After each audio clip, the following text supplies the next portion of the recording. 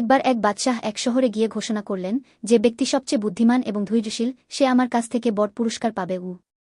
শহরের অনেক মানুষ বাদশাহর কাছে এল, কিন্তু তিনি কাউকে যোগ্য মনে করলেন না। একদিন এক ছোট্ট বালক বাদশাহর দরবারে এল। বাদশাহ তাকে জিজ্ঞেস করলেন, তুমি কিভাবে প্রমাণ করবে যে তুমি বুদ্ধিমান? বালক একটু হাসল এবং বলল, হুজুর, আপনি যদি অনুমতি দেন তবে আমি আপনাকে 3টি প্রশ্ন করব। আপনি যদি সঠিক উত্তর দিতে পারেন তবে আমি ফিরে যাব, আর যদি না পারেন তবে আমাকে পুরস্কার দিতে হবে। বাদশাহ রাজি হলেন। প্রথম প্রশ্ন, জগতে সবচেয়ে শক্তিশালী কি?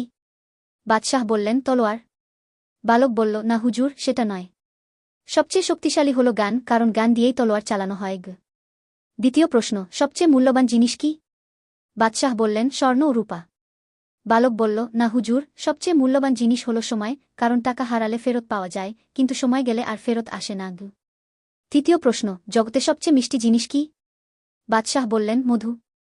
বালক বলল, না হুজুর, সবচেয়ে মিষ্টি হল মায়ের ভালোবাসা, কারণ মধু কেবল মুখে মিষ্টি লাগে, কিন্তু মায়ের ভালোবাসা মনকে মিষ্টি করে।